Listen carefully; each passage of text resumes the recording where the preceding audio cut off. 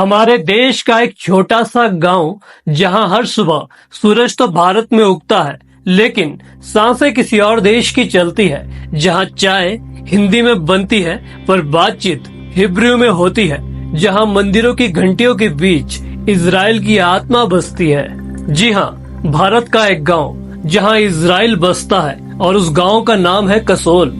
हिमाचल की वादियों में बसा एक छोटा सा पहाड़ी गांव जहां इजरायली सिर्फ घूमने नहीं आते, वो यहाँ जीते हैं और कुछ तो यहीं के हो जाते हैं। शास्त्रों के अनुसार शांति परम सुखम, सच्चा सुख शांति में ही है और यही वजह है कि हिमाचल की छोटी सी घाटी में इजराइल बसता है। एक बार कसोल में मेरी एक इजरायली लड़के से मुलाकात हुई। बातों बातों में मैंने उससे यही पूछा, तुम्हारे इतने लोग भारत के ऐसे शांत कोनों में क्यों दिखाई देते हैं? जो जवाब मिला सीधा दिल में उतर गया। उसने कहा, हमारे देश में हर युवक और युवती को 3 साल आर्मी में जाना पड़ता है। लड़का हो या लड़की, 18 साल की उम्र में बंदूक थमा दी जाती है और भेज दिया जाता है गाजा जैसी जगहों पर। वो उम्र होती है कॉलेज, संगीत, प्रेम, सपनों की। लेकिन वहाँ हाथ में AK-47 होती है और सामने नफरत। फिर जब ड्यूटी खत्म होती है और वो बाहर निकलते हैं तो वो दुनिया के किसी कोने में शांति ढूंढते हैं और वो जगह है भारत।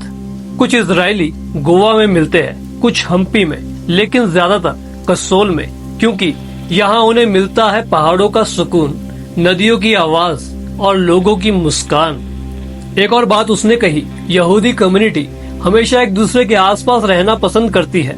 इसीलिए जब कोई भी एक इजरायली यहाँ आया था उसने सबको बताया। और आज देखो, कसोल के बोर्ड भी हिब्रू में है और मेन्यू कार्ड भी।